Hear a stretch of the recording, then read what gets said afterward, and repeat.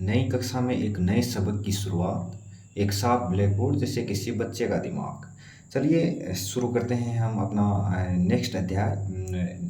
जिस next video, कल हमने एक वीडियो अपलोड किया था, उसमें थोड़ा सा क्वालिटी प्रॉब्लम था। उसमें एक्चुअली हमारा पहला वीडियो था। अपने अपन को टेक्नोलॉजी का इतना पता नहीं है यूट्यूब में। अब हम इम्प्रूव करेंगे धीरे धीरे। हम नेक्स्ट वीडियोज में ध्यान रखेंगे आप कम क्वालिटी में भी आप साफ देख सको। पहला वीडियो है वो आप थोड़ा सा हाई क्वालिटी करके देख लीजिएगा। कंप्रेस कुछ ज़्यादा कर दिया था यूट्यूब ने, इसलिए उसमें थोड़ी सी प्रॉब्लम है। हम नेक्स्ट वीडियोज़ में पूरा ध्यान रखेंगे। और वीडियो कैसा लगा है आपको वो बताइएगा, और वीडियो में क्या कमी रही वो भी बताइएगा। आपको जो भी समस्या आती है, मैं इस वीडियो के डिस्क्रिप्शन में आपको टेलीग्राम लिंक चैनल का लिंक दे दूँगा, उस पर आप बताइएगा, आपकी समस्या का समाधान किया जाएगा। चलो आज हम शुरू करते हैं। कल हमने पढ़ा था समुच्चय सिद्धांत के इतिहास के बारे में, उसका कुछ इतिहास आना था, उसके बाद में उसकी परिभाषा पढ़ी थी। उसके बाद में उसको डिनोट कैसे करते हैं, समुच्चय के अवयव को डिनोट कैसे करते हैं, समुच्चय को कितने विधियों से लिखा जा सकता है। अब हम अपने जो प्रश्नावली 1.1 है, एक्सरसाइज 1.1 है, उसके हम उदाहरण करेंगे। क्वेश्चन है वो as it is example base है, तो मैं आपको उदाहरण बता देता हूँ। उदाहरण लिखने के बजाय मैंने आपके सामने ये बुक रख रखी है, आप उसमें देख लीजिएगा, और अब आपके पास भी बुक होगी उसमें देख लीजिएगा। मैं आपको केवल समझा देता हूँ। तो चलो शुरू करते हैं हम अपना पहला उदाहरण। Example number 1। एग्जाम्पल 1 में दिया गया है समीकरण x square plus x minus 2 is equal to 0 का हल समुच्चय रोस्ट रूप में लिखिए। तो कल मैंने आपको बताया था कि रोस्टर फॉर्म जिसमें जितने भी एलिमेंट्स होते हैं उस समुच्चय में, उसको कोमा से हम अलग अलग करके लिख देते हैं मजले ब्रैकेट में।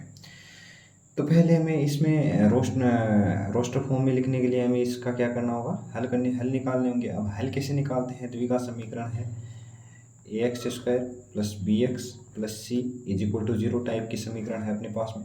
अब इसको हल कैसे करते हैं हम, एक तो श्रीधराचार्य सूत्र लगाते हैं, और एक हम इसका खंडन विधि से हम इसका क्या करते हैं, हल करते हैं। इसमें हमें क्या करना होता है, ए और सी का गुणनफल है वो हम इस प्रकार प्राप्त करते हैं कि बी को इस प्रकार से तोड़ते हैं, बी को इस प्रकार से डिवाइड करते हैं कि उसके जो टुकड़े हैं उसका गुणनफल है वो ए सी के बराबर आना चाहिए, और उनके टुकड़ों का जो योगफल है वो बी के गुणांक के बराबर यानी बी के बराबर आना चाहिए। अब इसमें हम देखते हैं x square plus x minus 2। इसमें हम एक्स को किस प्रकार से डिनोट करें कि उसके जो अपने गुणनखंड है वो टू एक्स स्क्वायर आए और उनका योग है वो एक्स आए। जैसे अगर हम एक्स को तोड़ें तो हम लिख सकते हैं इस समीकरण को X square plus 2x minus X minus 2 is equal to 0, ये लिख सकते हैं। अब इसमें देखिएगा ये 2 और माइनस 1 दो गुणांक है, इनका गुणनफल देखो माइनस टू आ रहा है, या इन दोनों का गुणनफल है वो माइनस 2x स्क्वायर आ रहा है, और इनका योग करके देखो आपके पास में क्या आएगा, x आएगा। अब आपको डायरेक्ट मेथड बता देता हूँ कि इसके हल किस प्रकार प्राप्त करते हैं। अगर यहाँ प्लस है और इसका गुणांक जो भी है उसको हम लिख देंगे x बराबर -2। अगर यहाँ प्लस है तो यहाँ माइनस लिख देंगे, और अगर यहाँ माइनस है तो यहाँ क्या लिख देंगे, प्लस लिख देंगे। और प्लस कितना है गुणांक इसका, +1 है। इसको हम गुणनखंड विधि से हल करना हम कभी दूसरे वीडियो में आगे की प्रश्नमाला में हम देखेंगे। अभी हम इतना ही समझते हैं कि इसके हमारे पास में कितने हल प्राप्त हो गए हैं। ये जो समीकरण दी हुई है इसके हमारे पास में 2 हल प्राप्त हो गए हैं। कौन कौन से, x इज इक्वल टू -2 और x इज इक्वल टू +1। अब हमको क्या लिखना है कि ये जो समीकरण दी गई है उसके हलों को क्या रोस्टर फॉर्म में लिखना है। तो रोस्टर फॉर्म में हम किस प्रकार से लिखेंगे, समुच्चय को किस डिनोट करते हैं कि अंग्रेजी वर्णमाला के बड़े अक्षरों से, और मजला ब्रैकेट लगाते हैं। अपने पास में 2 हल हैं, -2 कोमा से अलग करते हैं और +1, ठीक है। इस प्रकार से हम डिनोट कर सकते हैं। याद रहे हम इसको इस प्रकार से भी डिनोट कर सकते हैं। 1, -2। इसमें क्रम का है वो कोई भी ध्यान नहीं रखा जाता है। आप अवयवों को है इधर उधर लिख सकते हो। सुव्यवस्थित होना ज़रूरी नहीं है, सुपरिभाषित होना ज़रूरी है। कोई भी समुच्चय है वो सुव्यवस्थित होना ज़रूरी नहीं है, सुपरिभाषित होना ज़रूरी है।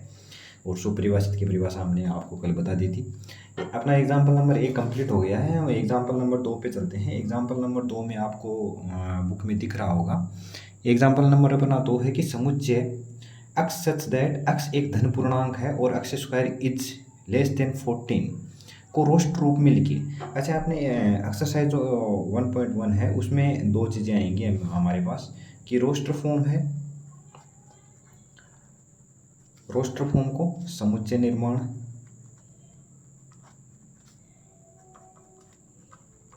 रूप में लिखना है, और अगर समुच्चय निर्माण रूप में दिया हुआ हो तो हमको क्या लिखना है, रोस्टर फॉर्म में लिखना है।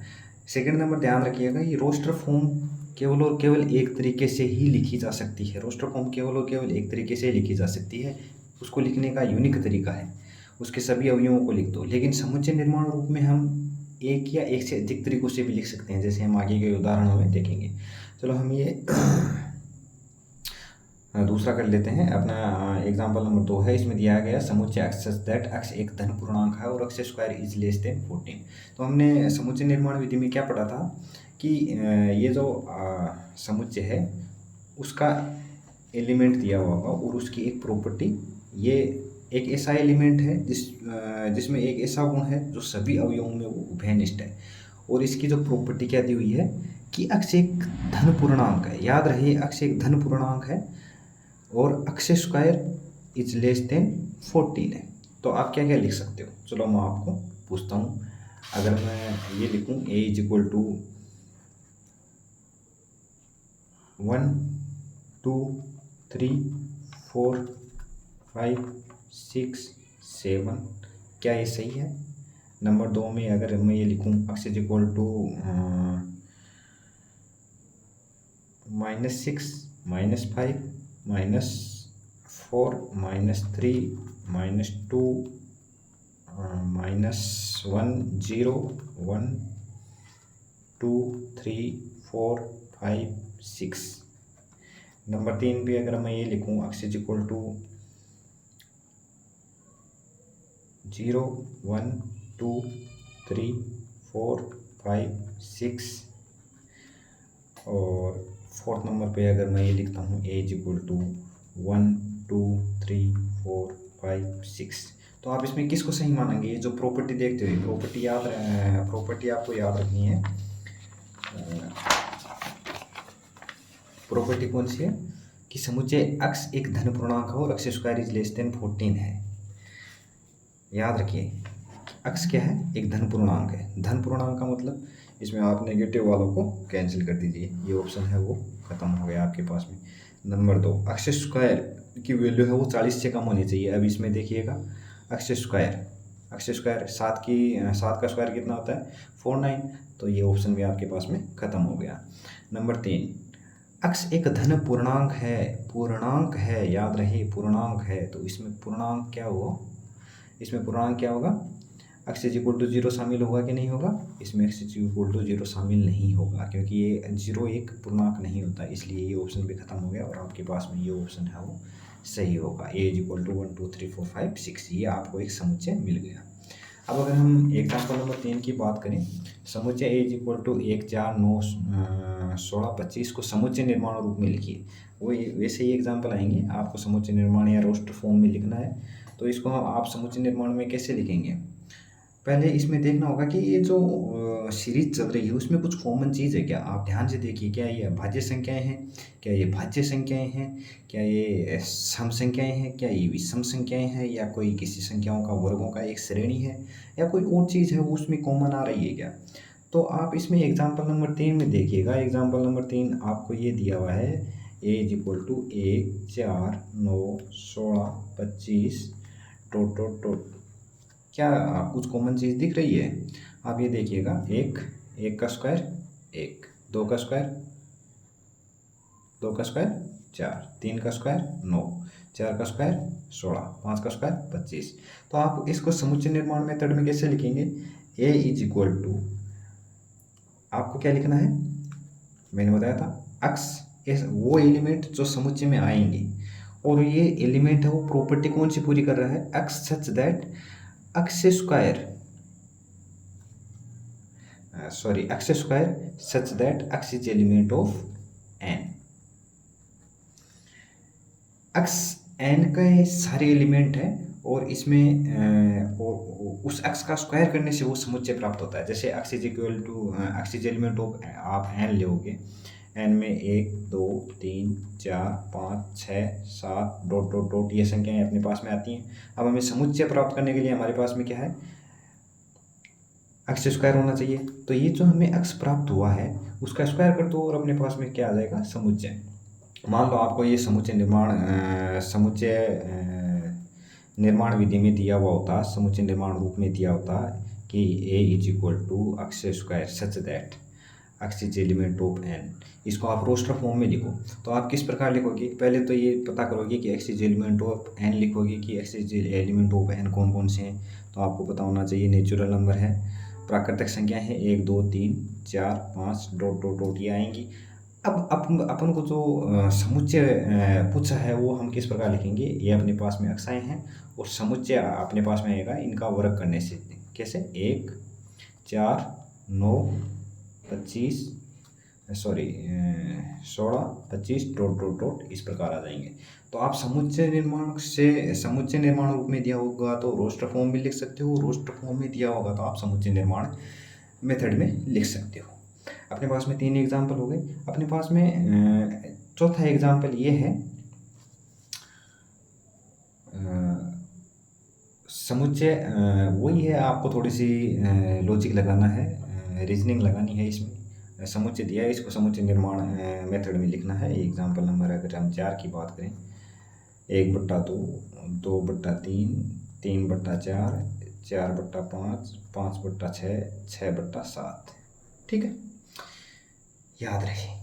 अब इसको किस प्रकार से, थोड़ा सा ध्यान देना, ऊपर वाले में अपने पास में क्या था? आगे डॉट डॉट डॉट डॉट चलता जा रहा था, लेकिन इसमें क्या है? आगे डॉट डॉट डॉट नहीं है, एक फिक्स नंबर फिक्स संख्याएं हैं उस समुच्चय में।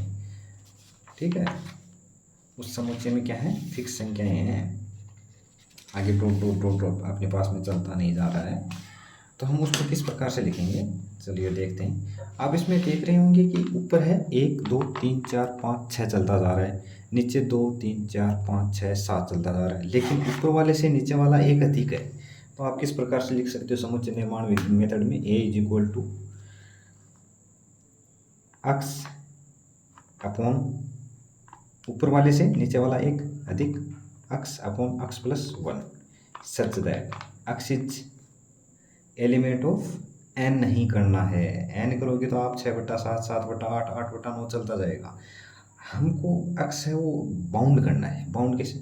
वो 1 के बराबर और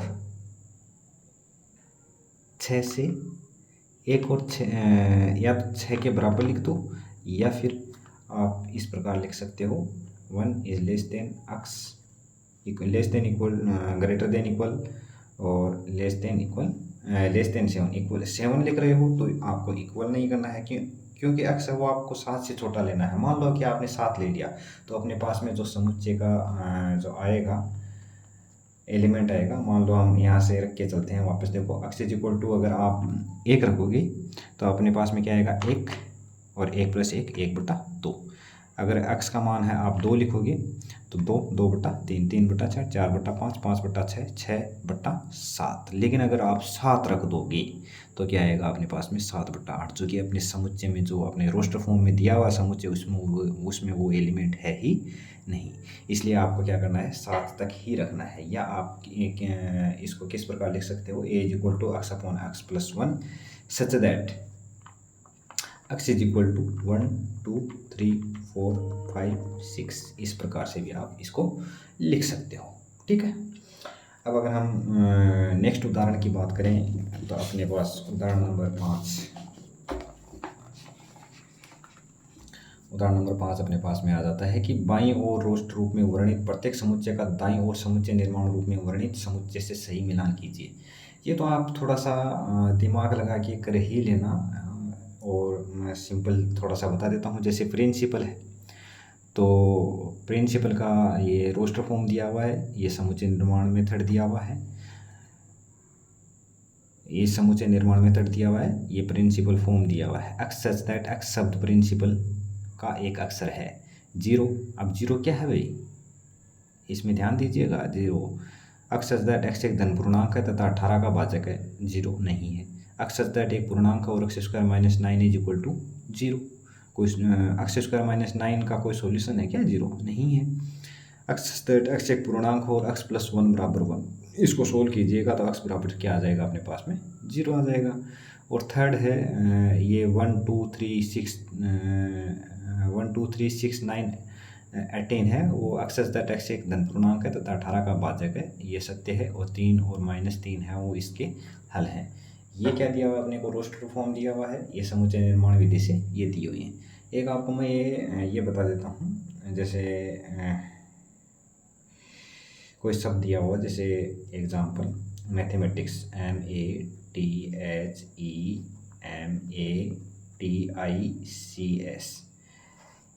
ये शब्द है, इसको हमें क्या लिखना है? समुच्चय रूप में लिखना है। समुच्चय रूप में कैसे? दोनों मेथड में लिखना है हमको, रोस्टर फॉर्म में या सारणिक रूप, जिसको सारणिक रूप कहते हैं, सारणिक रूप में, और समुच्चय निर्माण रूप में। इन दोनों विधियों से हमको इसको लिखना है। तो रोस्टर फॉर्म में कैसे लिखोगे? ए इज इक्वल टू, यानी इसमें जो भी एलिमेंट हैं वो आप इसमें सभी एलिमेंट लिखोगे, लेकिन लेकिन लेकिन याद रहे, याद क्या रहे कि कोई भी एलिमेंट है वो रिपीट नहीं होना चाहिए। तो हम पहले एलिमेंट से शुरू करते हैं, एम आ गया, दूसरा एलिमेंट है अपने पास में ए, तीसरा एलिमेंट है, कोमा से अलग करते जाते हैं, टी, चौथा एलिमेंट है अपने पास में एच, पांचवा है ई, छठा है एम। नहीं, छठा एम नहीं है, छठा एम पहले आ चुका है। ए भी नहीं है सातवां, ये भी पहले आ चुका है। तो अपने पास में छठा क्या आएगा? टी भी नहीं आएगा, आई, और सातवां सी, और आठवां एस। ये अपने पास में क्या आएगा? रोस्टर फॉर्म आ जाएगा। अब समुच्चय निर्माण मेथड में कैसे लिखेंगे? समुच्चय निर्माण मेथड में हम लिखेंगे कि ए इज इक्वल टू, थोड़ा सा ऊपर कर लेते हैं इसको, A is equal to x such that x एक मैथमेटिक्स